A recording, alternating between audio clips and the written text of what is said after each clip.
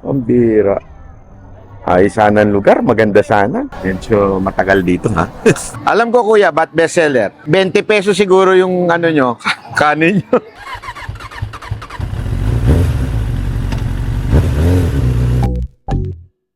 Magandang araw mga banateros at eto na naman magra-ride tayo kasi syempre Sunday ngayon, alam nyo na. Kaya lang mukhang uulan kasi kita mo naman yung langit, yung clouds ay grabe nga naman ng kapal. Ano bang tawag niyan sa ganyang makapal?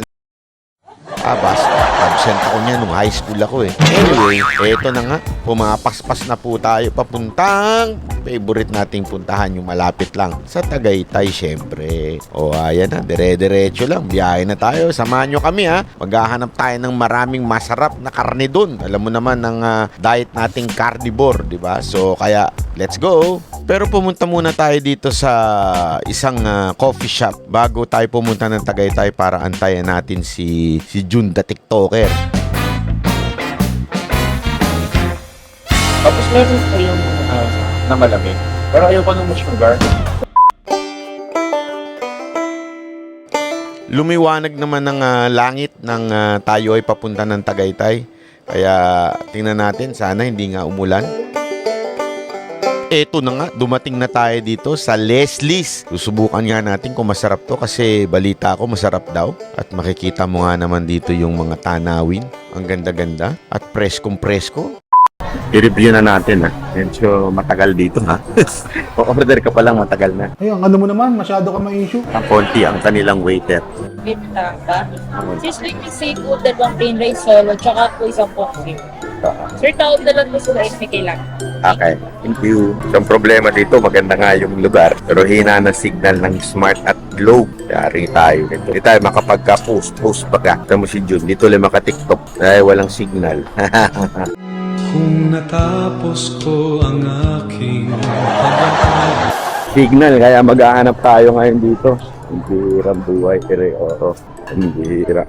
Yung duko, Tingnan natin dito sa bundok, baka meron dito sa bundok. Oh, wala talagang animal, oh. Boss, hindi mo magagawa niya ng paraan yan, boss eh. Ang bira. Ay, sana ang lugar, maganda sana. Wala lang signal. Sayang yung picture-picture nila ate kung wala naman signal. Patay na. Wala na, finish na. Orasan natin kung gaano katagal ang order. Kanina umorder kami ng mga 6:20. Tingnan natin kung anong oras darating, ha? 6:20 na. Dito po kami sa Leslie's. Ito po ay real talk review ng pagkain dito. Una, maganda yung view. Ha? Medyo yung service, ang tagal bago makuha yung order. Pero yung ambience, maganda talaga. Very presko, ika nga.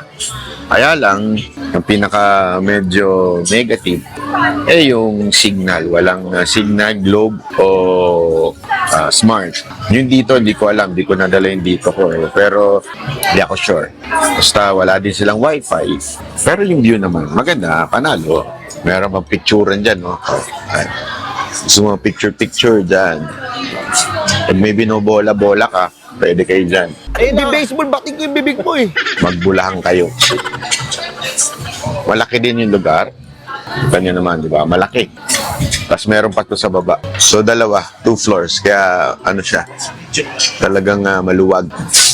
So, hindi, pwedeng anytime, walk-in lang. Walang reservation kasi maluwag naman siya.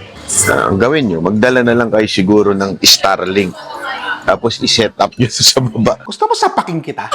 Power bank. Tapos i-set up nyo doon sa baba yung Starlink nyo. O kaya dito sa bubong. Ayan na yung pagkain. Hula ko, ba't bestseller to? Pampabata po. Alam ko kuya, ba't bestseller? 20 pesos siguro yung ano nyo, kanin nyo. Ano ang senyo?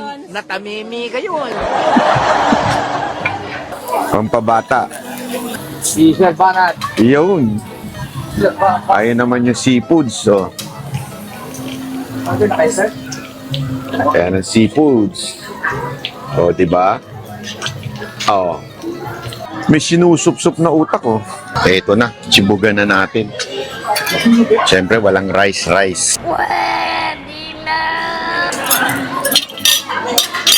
Inihaw na liempo. Yun. Tingnan natin kung masarap.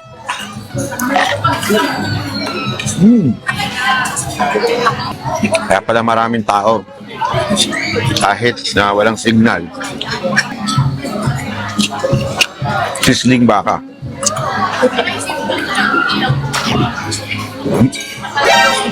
Sarap! Yung utak. Utak.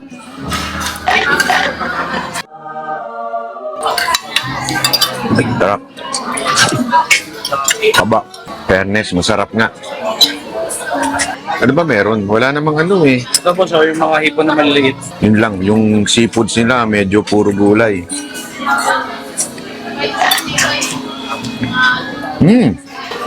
May speed naman.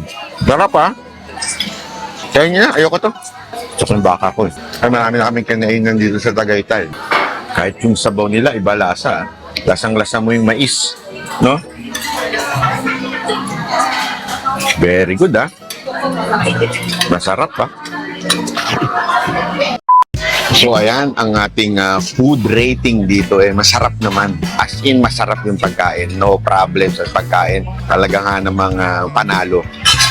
Yun nga lang, talagang walang signal. Pero dahil dyan, ito yung restaurant na magiging close kayo ng pamilya kung pag dito kayo kumain.